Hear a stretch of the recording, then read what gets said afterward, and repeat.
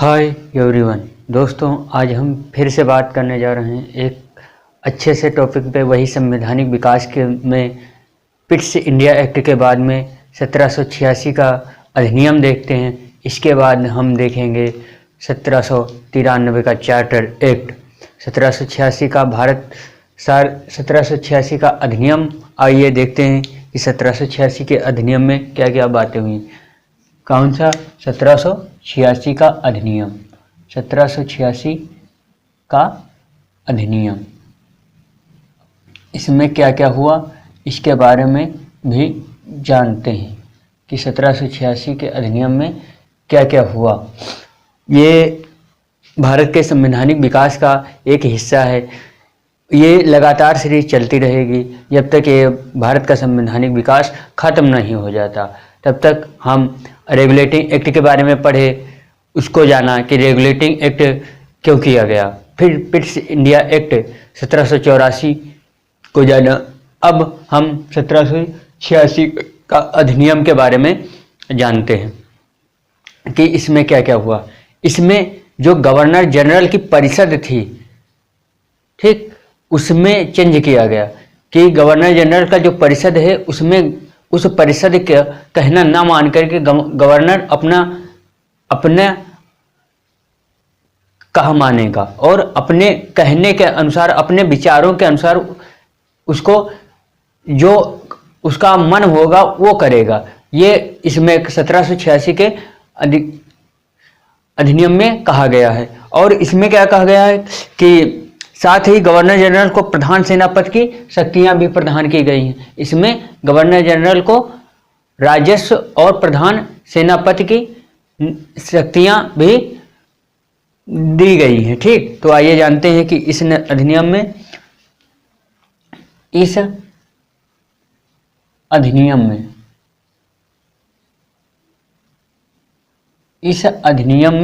ठीक, इस अधिनियम में ठीक गवर्नर जनरल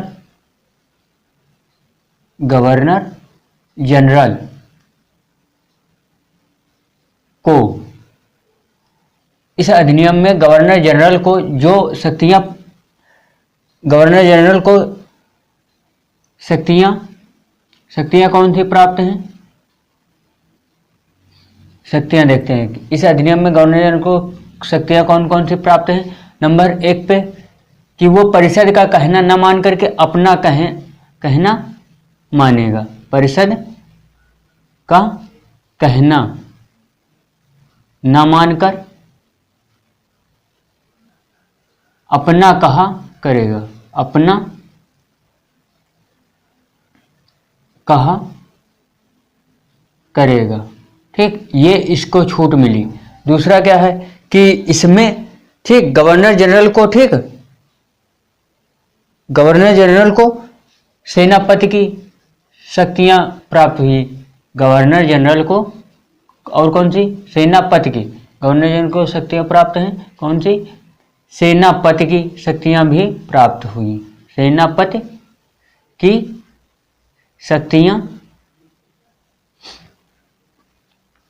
प्राप्त हुई। अब क्वेश्चन क्या पूछेगा कि किस अधिनियम के अंतर्गत गवर्नर जनरल को परिषद का कहना ना मान करके अपना कहना वो मानेगा।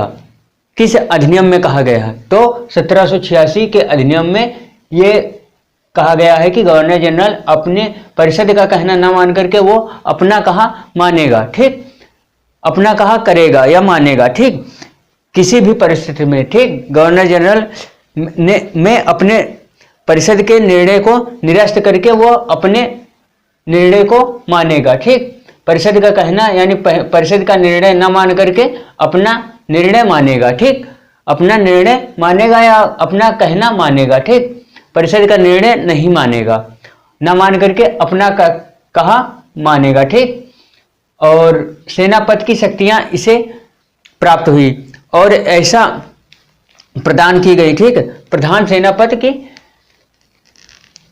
शक्तियां इसे प्रदान की गई। किसको? गवर्नर जनरल को। ठीक, तो परिषद का कहना यानी परिषद का निर्णय न मान करके, कहना सही नहीं है, निर्णय, ठीक, निर्णय न मानकर अपना निर्णय मानेगा, अपना निर्णय मानेगा, ये कर लो, ठीक, निर्णय मानेगा, ठीक, अपना परिषद का निर्णय न मान करके अपना निर्णय मानेगा, ये इसमें इस 1786 के अधिनियम में कहा गया जाता है। और प्रधान सेनापति की शक्तियां इसे प्राप्त हुई हैं। और ऐसा पहला कौन था, ऐसा पहला गवर्नर जनरल कौन था जिसको ये दोनों शक्तियां प्राप्त थी? तो ऐसा पहला गवर्नर जनरल लॉर्ड कॉर्नवालिस था, लॉर्ड कॉर्नवालिस, वालिस ऐसा पहला गवर्नर जनरल था, गवर्नर जनरल था जिसको ये दोनों शक्तियां प्राप्त थी। गवर्नर जनरल था जिसे ये दोनों शक्तियां प्राप्त थी।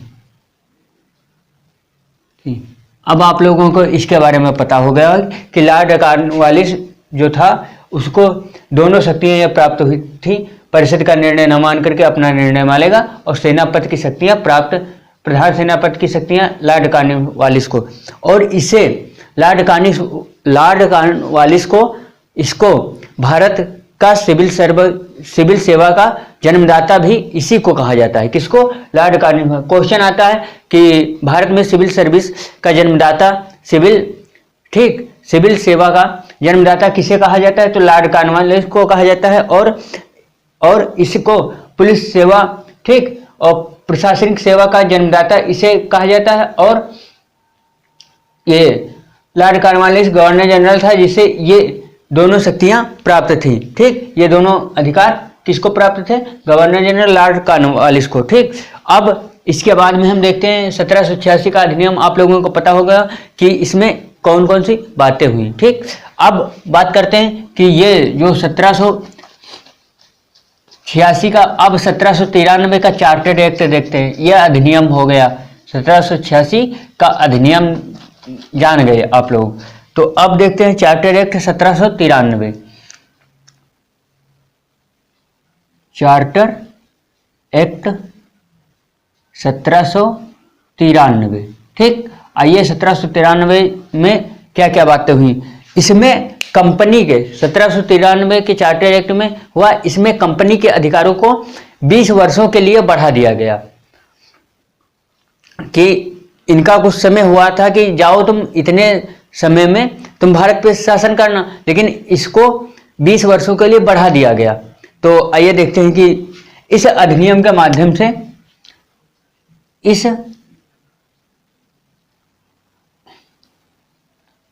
अधिनियम के माध्यम से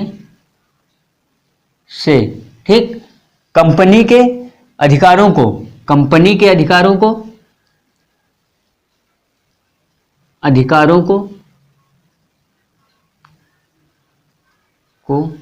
20 वर्षों के लिए बढ़ा दिया गया, 20 वर्षों के लिए बढ़ा दिया गया, ठीक। ये 1793 के एक्ट में कहा जाता है, ठीक। और भारतीय राजस्व से इसके अधिकारियों को, जो इसके कर्मचारी होते हैं यानी अधिकारी होते हैं, उनके अधिकारियों को भारतीय राजस्व से इसके नियंत्रक मंडल को, यानी नियंत्रक मंडल को, ठीक, मंडल को भारतीय राजस्व से वेतन देने की बात कही गई है, ठीक। भारतीय राजस्व से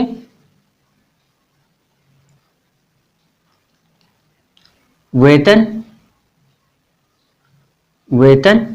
देने की व्यवस्था की गई। क्वेश्चन पूछा जाएगा कि किस अधिनियम के द्वारा, किस एक्ट के द्वारा, ठीक, किस एक्ट के द्वारा या अधिनियम के माध्यम से कंपनी के अधिकारों को 20 वर्षों के लिए बढ़ा दिया गया, तो 1793 के एक्ट के द्वारा, ठीक। और नियंत्रक मंडल को भारतीय राजस्व से वेतन देने की व्यवस्था की गई। किस अधिनियम के द्वारा भारतीय राजस्व से वेतन देने की बात कही गई? तो किसमें? 1793 के चार्टर एक्ट में। और ब्रिटिश भारतीय क्षेत्रों में लिखित कानूनों व विनियमों की व्याख्या का अधिकार न्यायालय को दिया गया। किसको? न्यायालय को। कौन कौन सी बातें की गई इसमें? ब्रिटिश भारतीय क्षेत्रों को,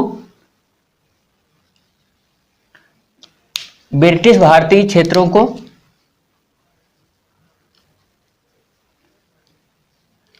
ब्रिटिश भारतीय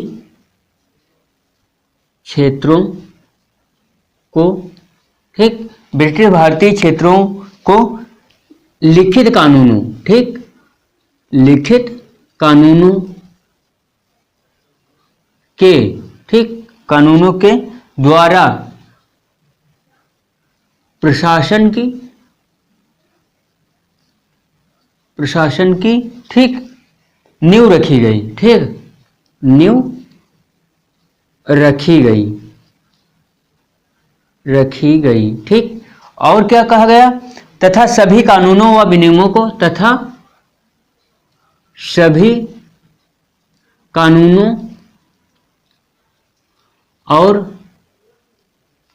विनियमों को, ठीक, को विनियमों की व्याख्या, ठीक, की व्याख्या का अधिकार किसको दिया गया?